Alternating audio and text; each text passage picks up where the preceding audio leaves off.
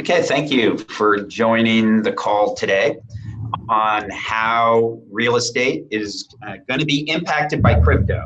Obviously, crypto is impacting everything, um, and similar to how, to some degree, and if you're not speaking, if you can, among the speakers, if you can mute your microphone, that would be great. Um, yeah, in crowdfunding, real estate was the big thing that worked, and so it's expected that in crypto with security tokens that real estate's going to be a home run there as well. But real estate is being disrupted by crypto in a bunch of different ways, in addition to the privatization of those security assets. And Karen, if you can mute your microphone, that would be great. Everybody who is not speaking should be muting their microphone. And so we've got three great speakers who are going to be talking about this from all different angles. So we're excited to be having this call today, and we're going to start with Ari Spania. Ari, let me see you take it off mute, and let me see if I can. Karen, can you give the computer over to Ari for his presentation?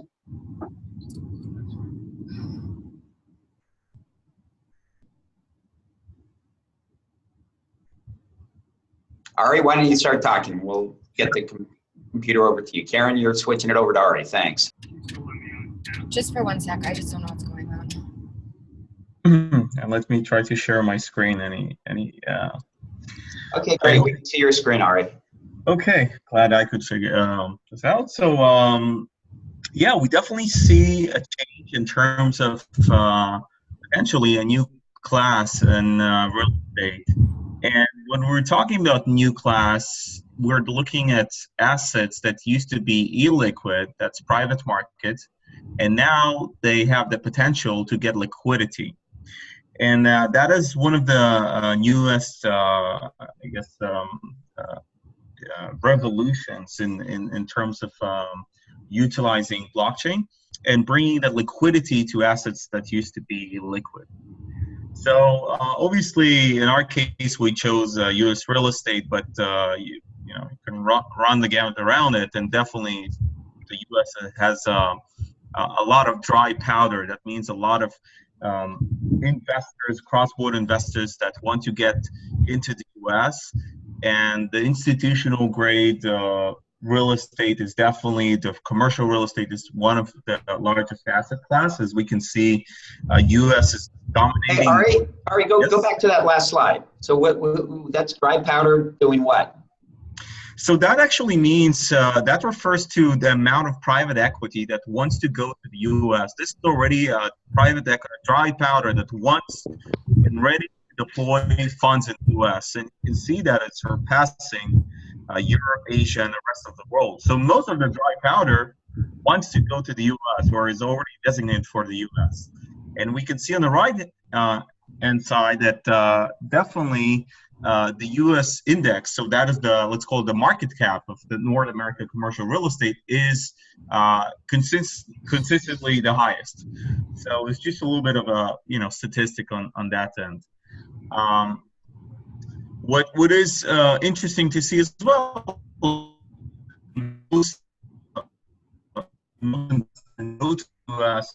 the reason is it's being perceived. What is CRE, commercial real estate?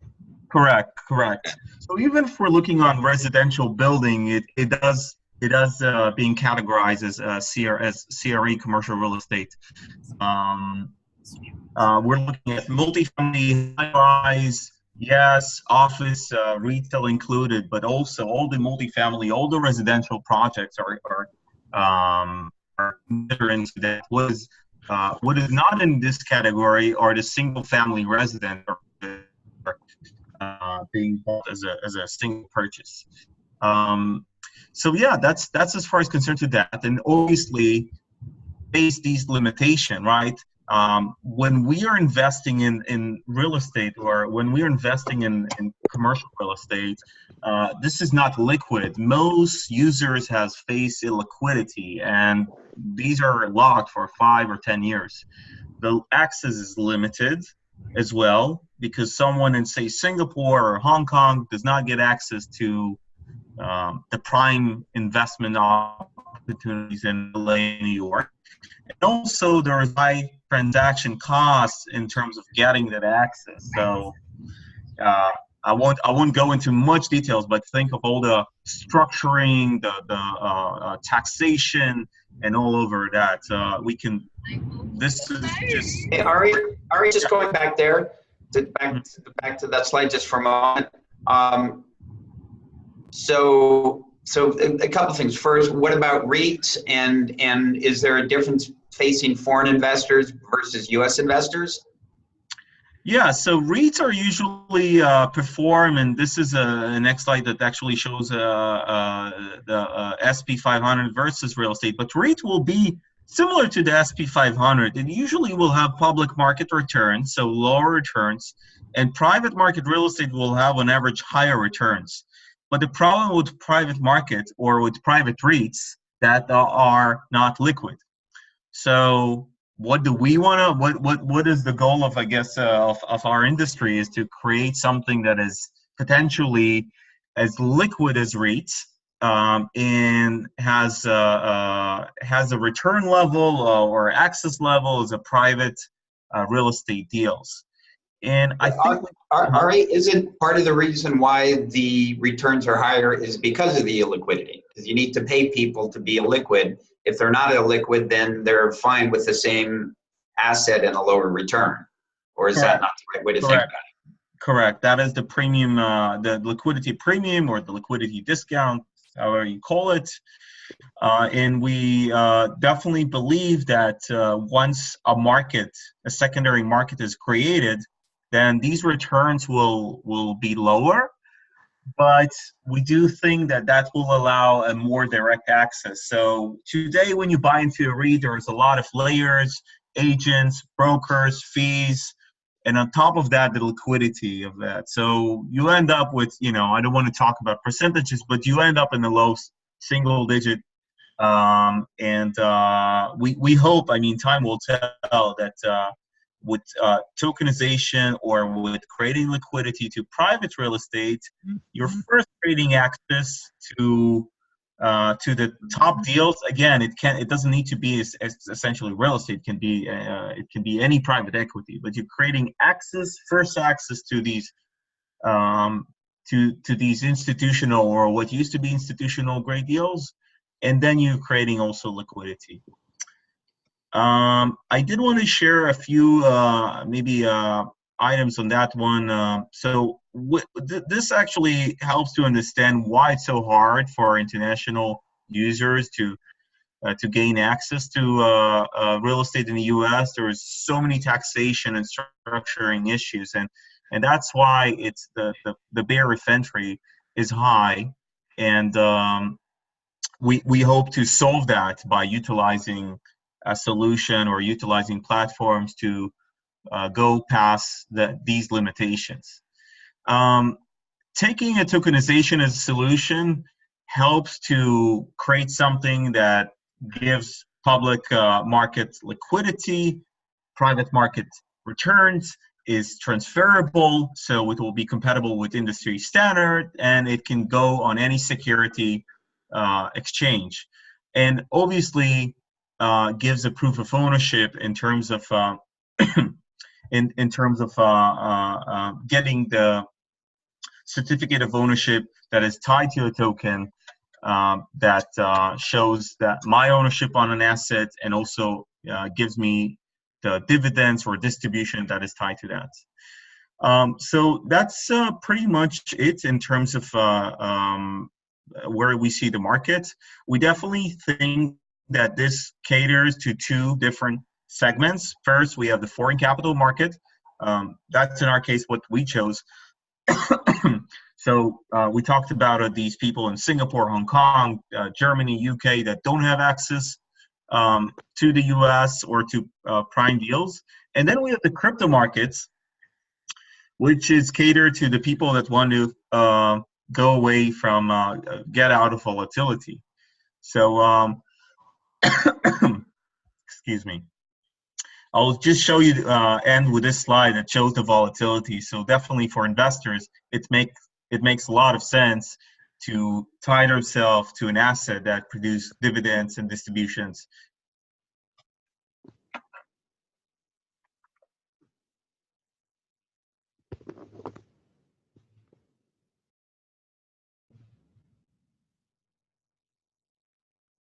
All right. Yes, that's pretty much it. Okay, terrific. So as you're thinking about kind of, how this is going to roll out, you think that is this commercial? Is it residential? Is it everything? Is it going to happen tomorrow? Is it 5 years away?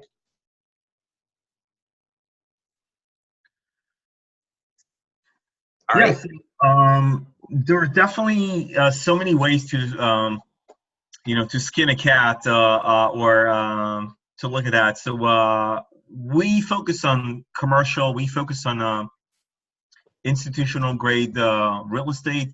Definitely, there's a place for residential play. There's definitely also secondary liens, so any kind of loans related real estate backed loans. Perhaps we will see first assets that have a steady and stable cash flow distribution. But again, I can see so many investors that are looking to buy maybe a home through a cross-border platform and solution, and that's something that I believe Propri does, and that makes total sense.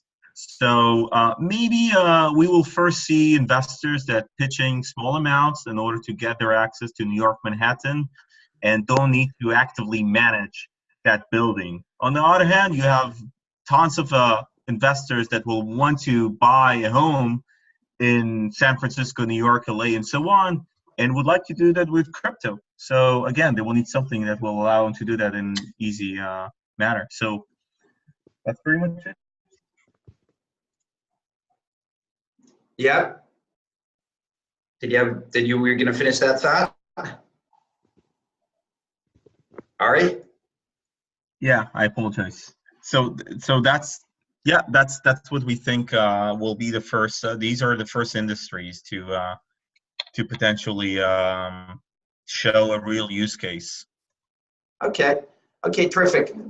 So thanks a lot for that, Ari. That was some good data there. And now we'll build on top of that with Jess Davis. And Karen, if you could send it over to Jess. And Jess is with Uberstate, another funding platform. So Jess? Hello. Hey there. We should be sharing the screen with you shortly, hopefully, when you start talking. Great. Well, thanks, Lou, for the invitation to the call. Always great to meet new people in the industry. Uberstate is a real estate investment blockchain where each individual asset is its own STO. Am I supposed to be sharing the screen or the documents here, or are you guys going to do that? We should be sending the screen over to you, but we're having a little difficulty. Why don't you talk, because you can explain the slides until we hand it off to you.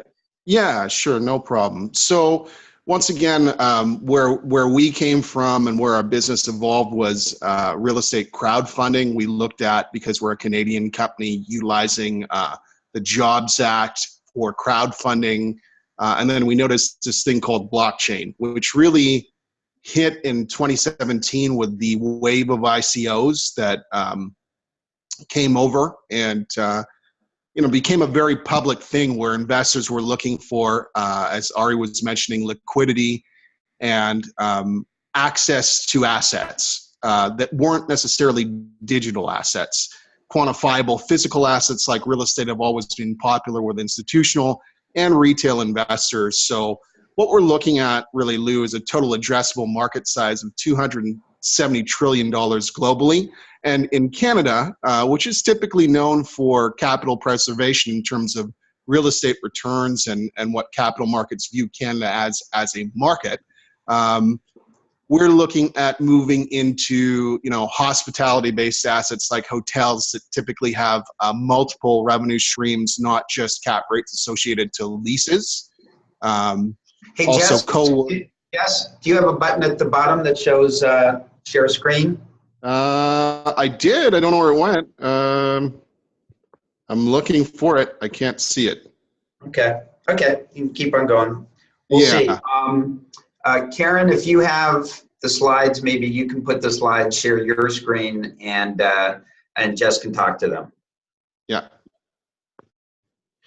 So what we've noticed with a lot of our competitors and colleagues really in the industry is that most of the typical institutional grade assets are listed for sale on crowdfunding sites, such as, industrial assets, warehouses, etc., retail strip malls, office towers. These are all really great asset classes to preserve capital and to continue to pay investors dividends over time. But our focus will be on community and blockchain, in that we'll be looking towards hospitality assets that bring people together, i.e., they're going to invest in an asset and potentially stay there on vacation, or when they go to work in a city or want to visit another city, they can, stay in one of the co-working spots that we have. So here we go. I see share. Okay. Photo document. Let's see, device storage. Okay. Download. Here we go. Okay. All right. There we go. Nice. Can everybody see that? Yep. Okay. So really at this point, we're going to call it a... Make it full screen? Yeah. How do I do that? I'm sorry, I'm on my mobile device. Okay, that's fine. We can see it. Okay. So what we're looking at is, our blockchain theorem. And we start off by asking, really, what is blockchain, right? So it's really important, because a lot of people have to come to grips, especially in the investment community, as to what blockchain means. A lot of the questions or challenges that we've had from our own investor base is, how does this affect the actual investment? And we've had to refer to almost dictionary-like definitions. So I'll get into a couple here. So the overview really is that blockchain is a $300 billion market a year, with major cryptos paving the way for investment. Cryptocurrency is on everybody's radar nowadays, because it's on the major news channels and on every broadcast station. ICOs have gained popularity amongst retail investors who have obtained record profits. That's what you typically hear, is either the ICO is going really well or it's not going well at all.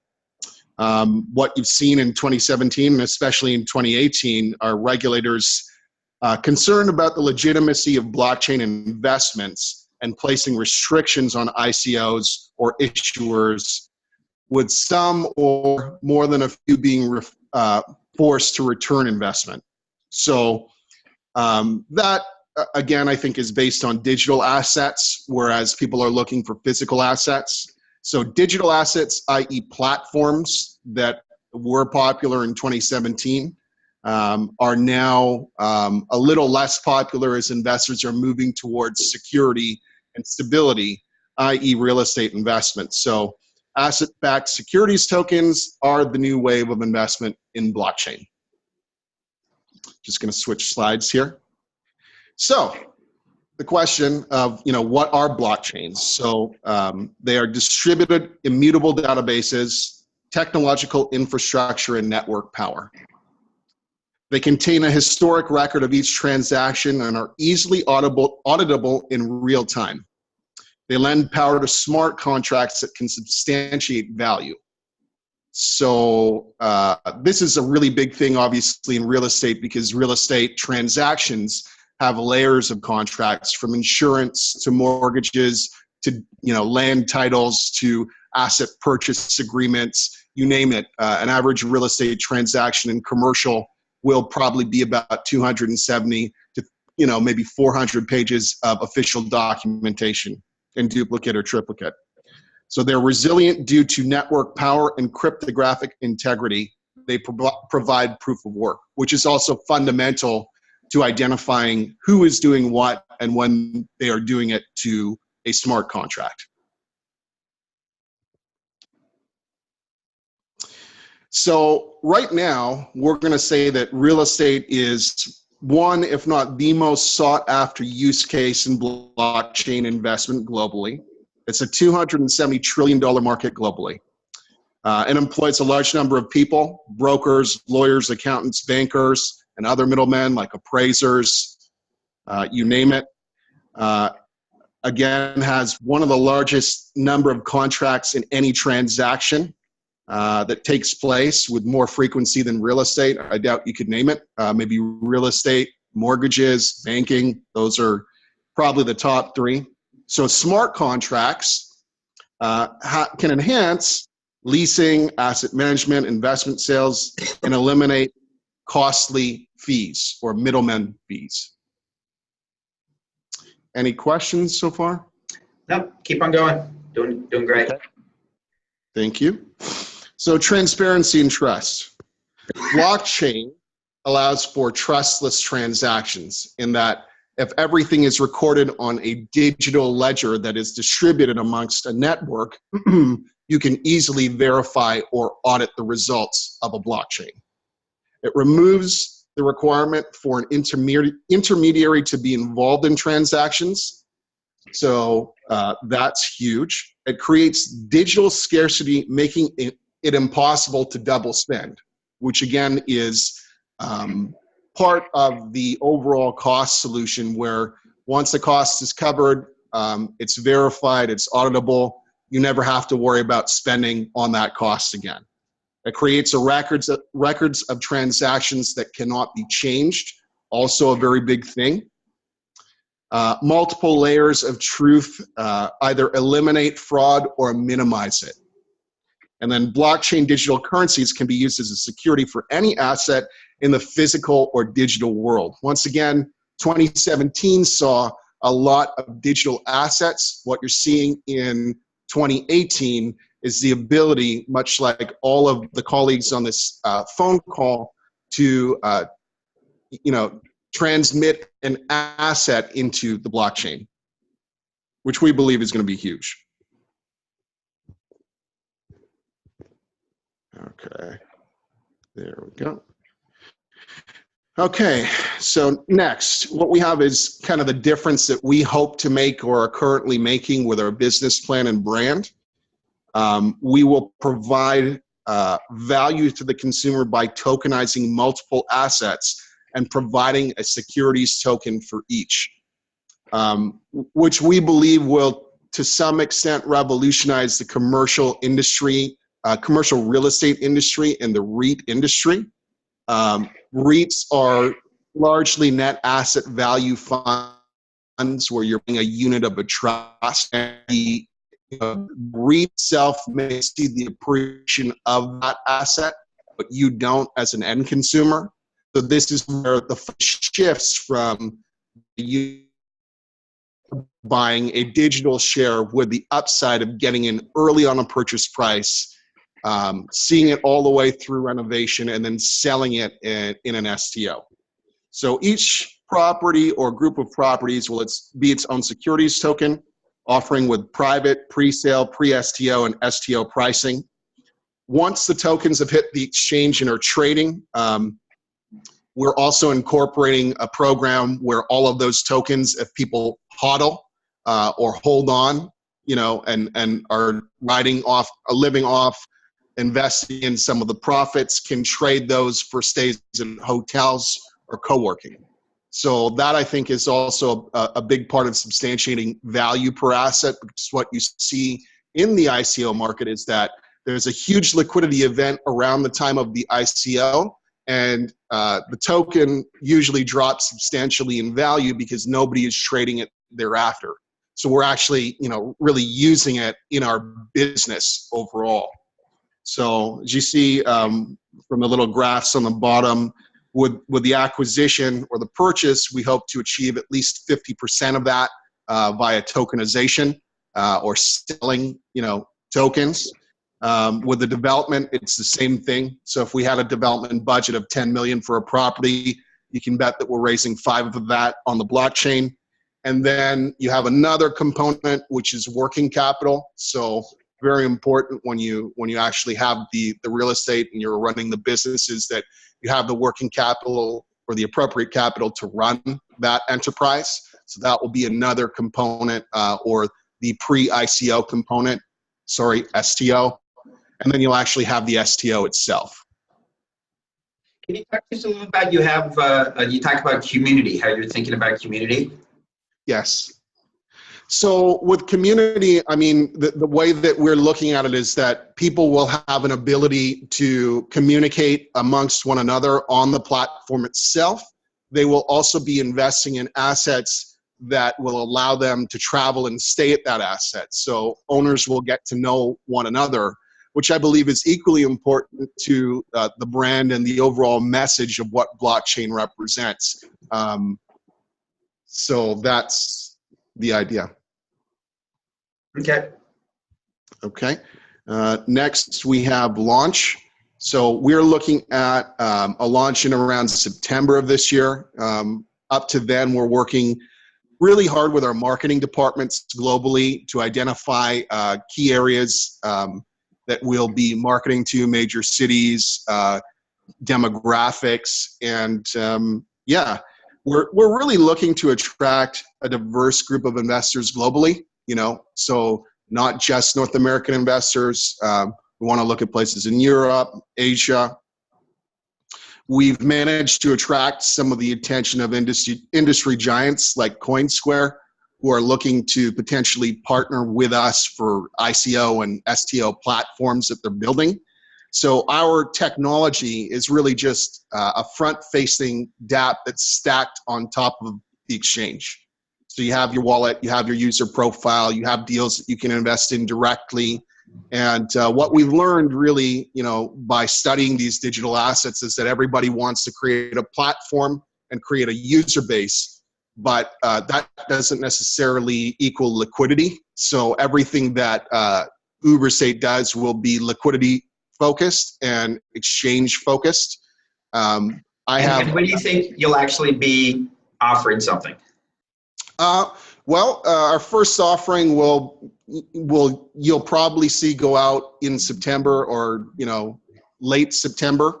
So we've already kind of engaged a few properties already that we're moving into currently, and what we're doing is kind of figuring out construction costs, figuring out financials, and figuring out renderings, which is a big part of our business, right? Being able to paint that story as to what the actual asset's going to look like once it's redeveloped.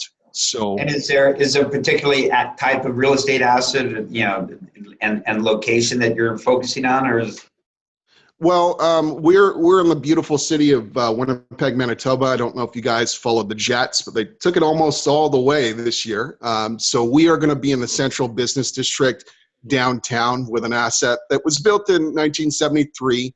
A major developer came in and was looking to do a deal.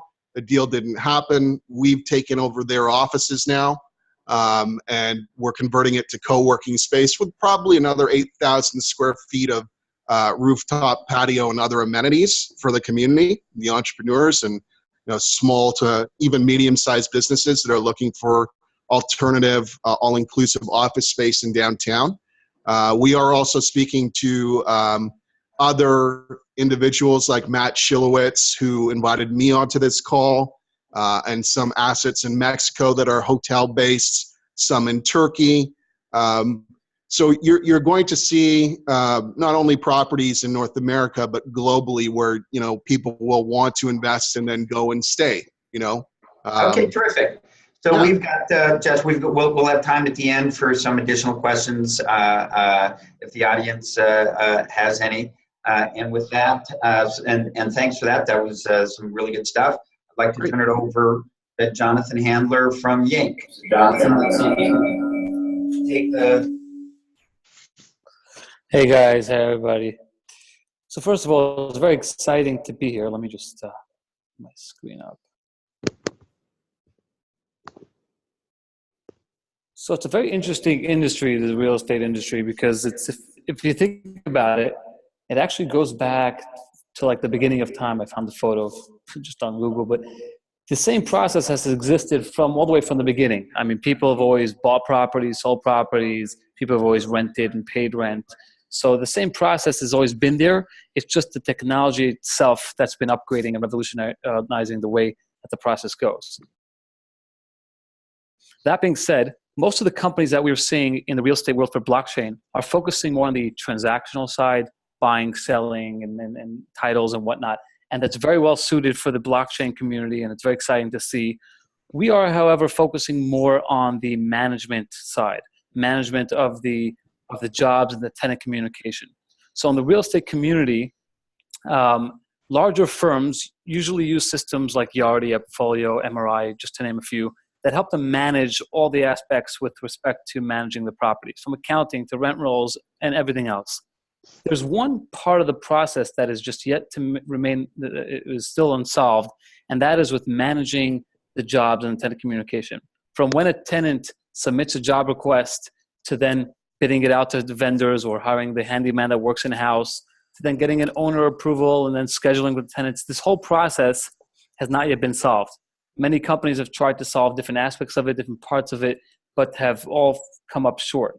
So we started by working alongside our partners, large real estate firms, to not come up with create a new system that they'd have to adopt to, because it's a very slow market to adopt, in order to solve these issues. We actually worked and designed it to be able to work in tandem with the current systems that they're using now. So we designed a system that solves the whole process, from the way tenants create the requests, the way they send out the requests. But I want to focus specifically on the blockchain side, because is that not sharing right now? My screen sharing now? Where's the slides? It's on this. It's on Google. Tell me if you see it. You see it? There you go. Okay, perfect. Sorry about that. So anyway, that was from the beginning of time. In any case, so I'll focus on the blockchain side specifically, not to take too much time. And the good thing about this, what is interesting, is that anybody who's listening, anybody here, can actually relate to this, even if you don't have a real estate background, because the same issue that is a big issue in the real estate market is the same for consumers and regular homeowners.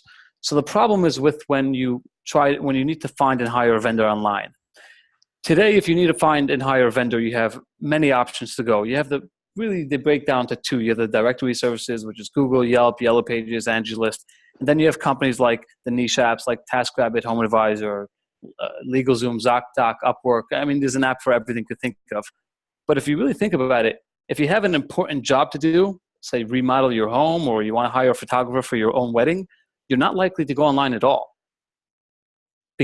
And you're most likely going to go to word of mouth. You're going to go to a friend, a family friend, someone you know, a colleague, ask them who they use and hire them.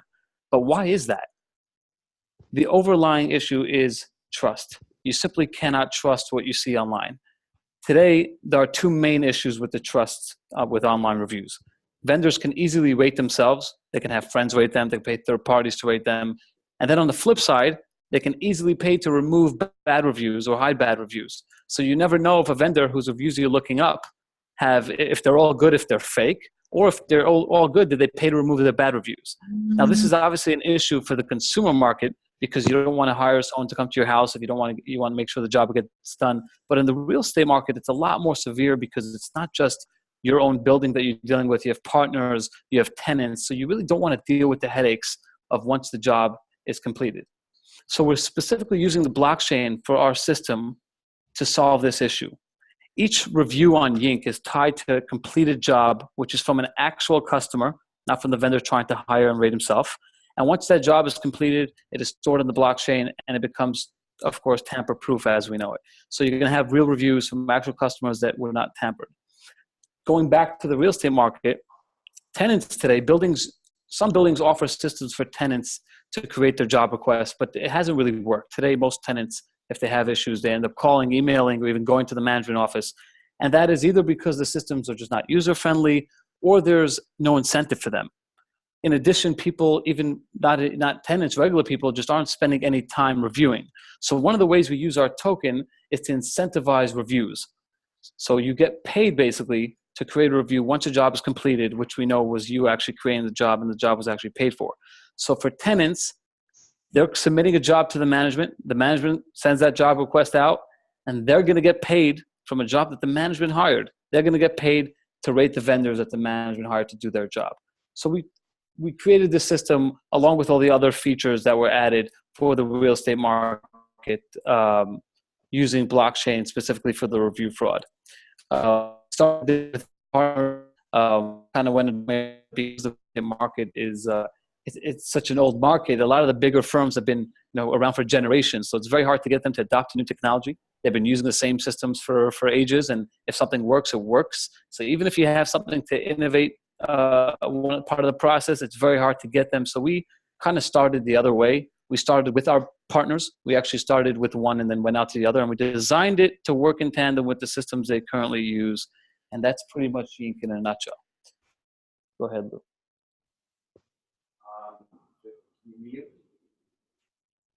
Okay, so thanks, Jonathan. Can you talk about kind of your rollout and you think you'll start being live? Sure.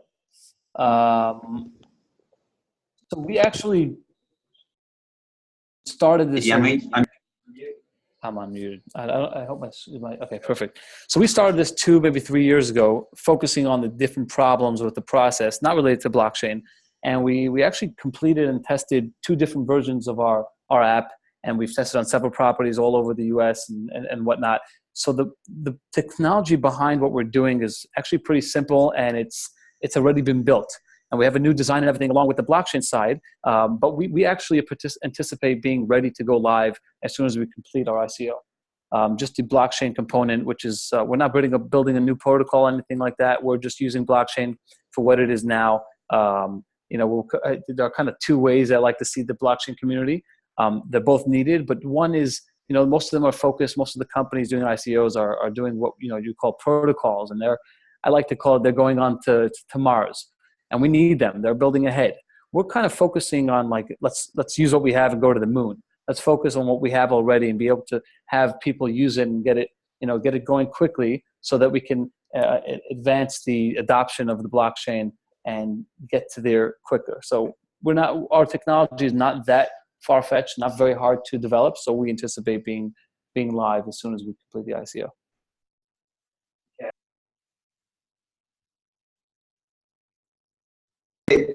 Okay, great. So thanks a lot, Jonathan. We can now open it up to questions from the audience. And so you can type the questions into the Q&A button that you should be seeing.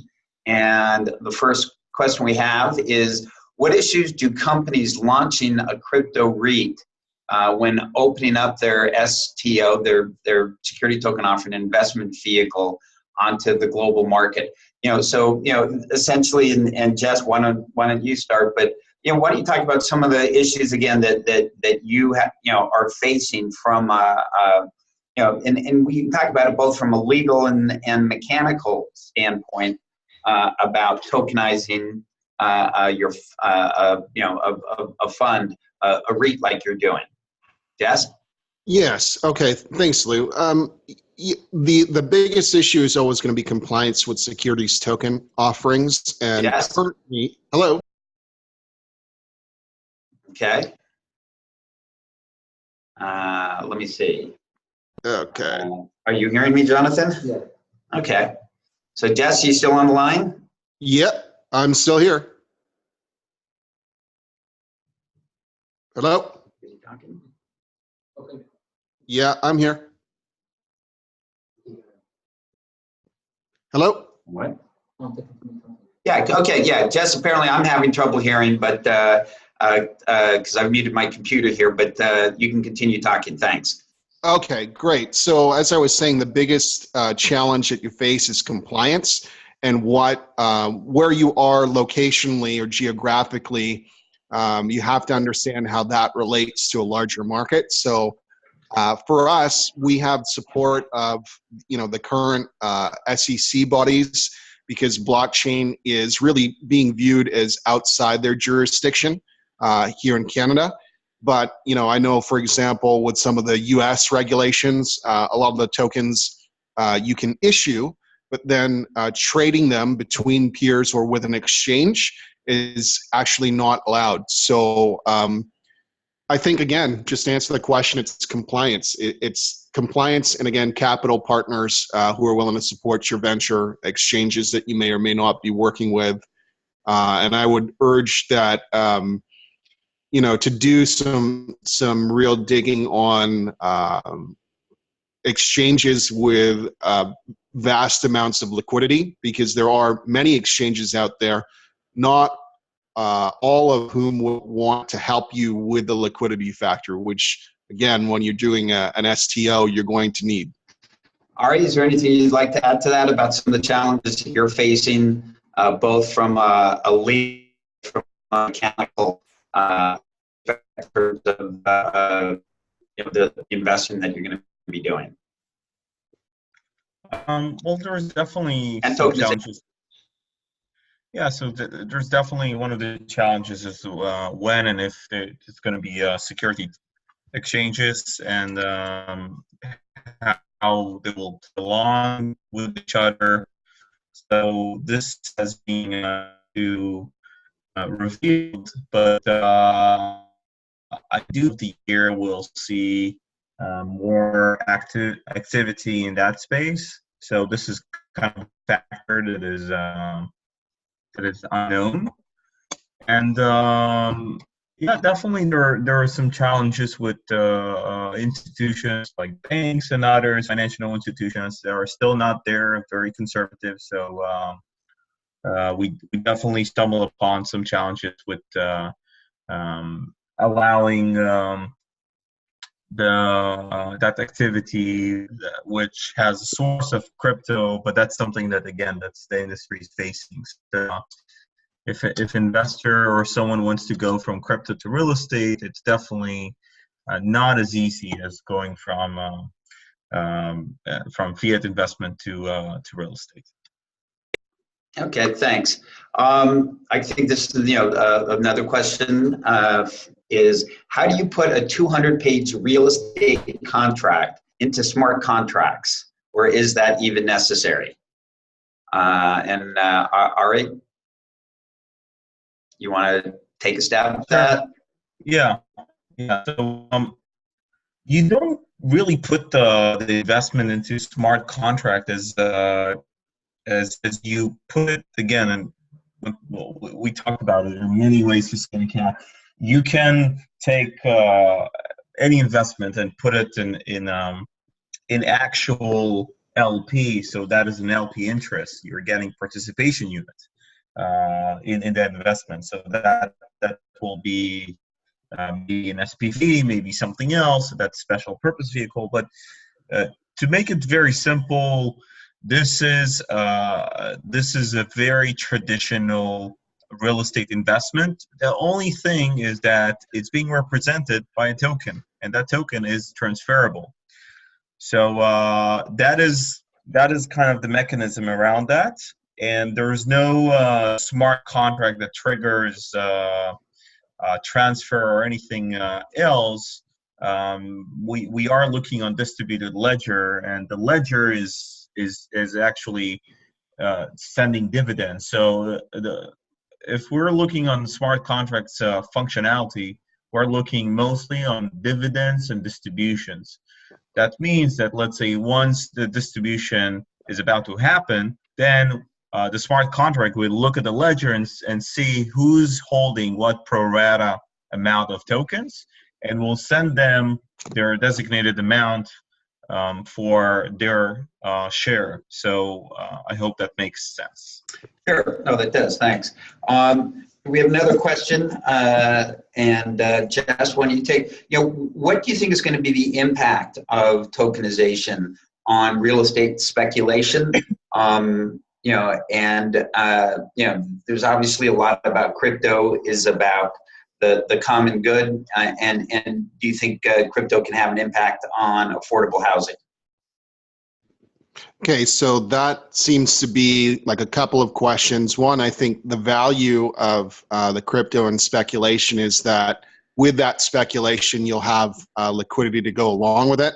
I've seen it as a broker in commercial real estate. It's a highly speculative industry, irrespective of the financials to back an asset, where people routinely compare assets in secondary markets to assets in primary markets to justify pricing. So you will likely see a lot of that. And sorry, what was the end question there, Lou? There was another question. Let's see. It was about affordable housing. Oh, yes, affordable housing. So I think that affordable housing obviously will come into play in its own asset class under multifamily. But yes, community incentives where people can invest through blockchain in affordable housing, either as investors or direct owners, is something that will likely evolve. I think what you will see with different classes of investors is there will ultimately be favorite asset classes that come out. Affordable housing is on the top of the list here in Winnipeg. There's a lot of people trying to get into that market because there's a huge need for it, and elsewhere. So I think it really has the ability to impact that both for the developers who are in that sphere and for investors who want to take part, or for owners who simply want to, invest using blockchain to own an asset. And I think once the market grows, there'll be certain tokens, no different than a Bitcoin or an Ether, that become the acceptable medium of exchange for real estate assets. Okay, terrific. Here's a question for Jonathan. What is Yink's plan to attract more real estate properties to its platform post the initial launch? Great question. So we started with, as I showed you before, the partners. I could share the screen, but we started by focusing on our investors. Actually, have large real estate firms. Let me share my screen so I could show this again. Share screen. We have currently over 30 companies have already signed commitments to using our platform when we go live. Here are some of the companies right over here. And one thing that's interesting for the real estate market, because you might ask how these companies are going to start using tokens. They don't understand anything about it. The way we designed our token was that the process, you can use it with whether or not you understand blockchain or tokens at all. You pay for a job as you would normally pay.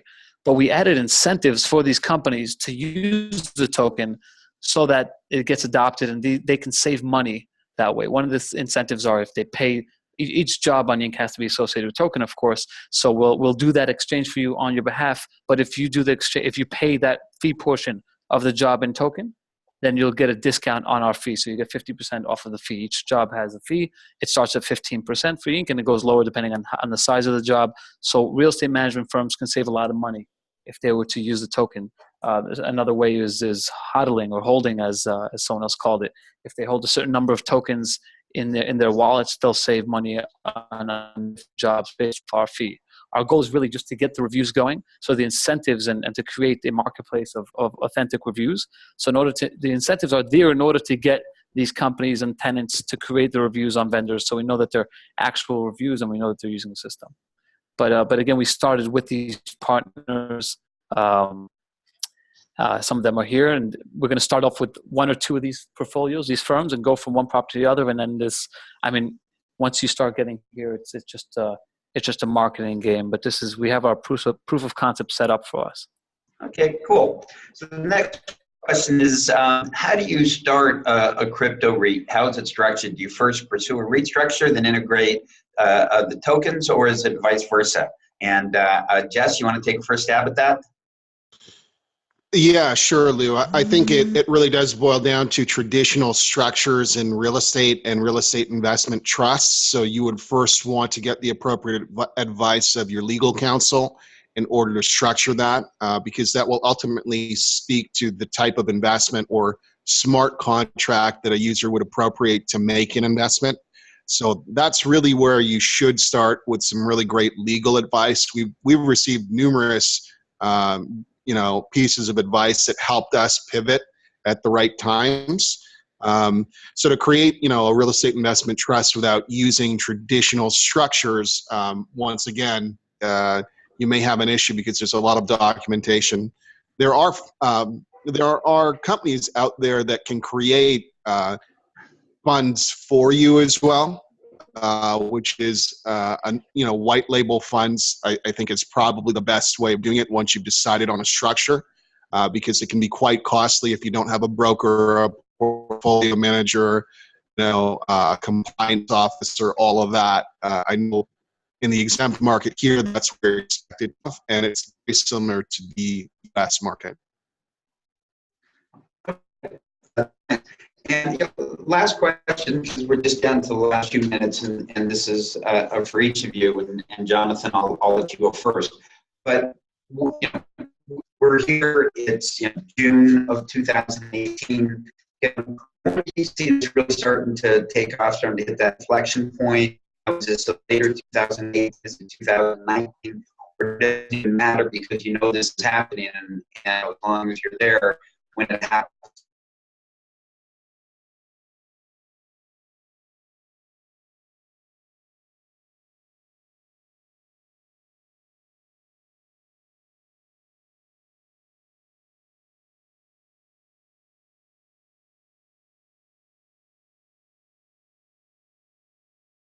Well, definitely, this is the advent of security tokens, and we'll probably see them more in 2019. That's my bet. We were thinking that this will happen way earlier, but the markets take some more time to mature, and that's actually not some.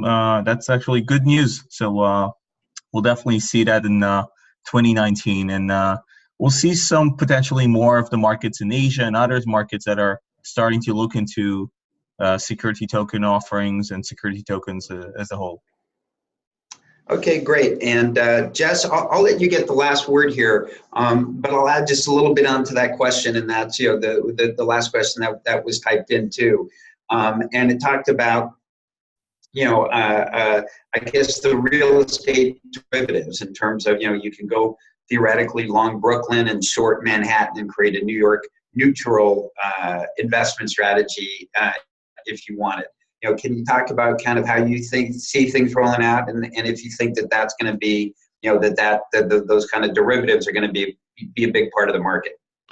Well, yeah, thanks, Lou. I think derivatives will eventually emerge, although they won't probably be the lead-in. What you'll probably see are traditional equity and debt structures be a part of the plays that tokenization really kind of starts off with.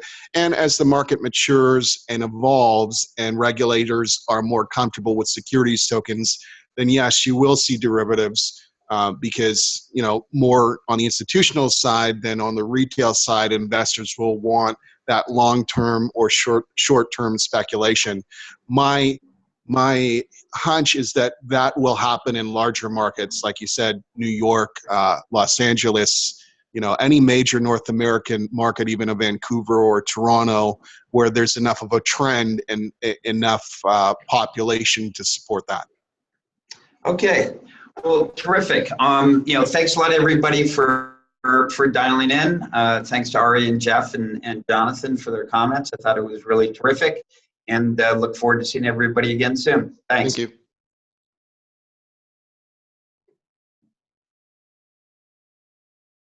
you.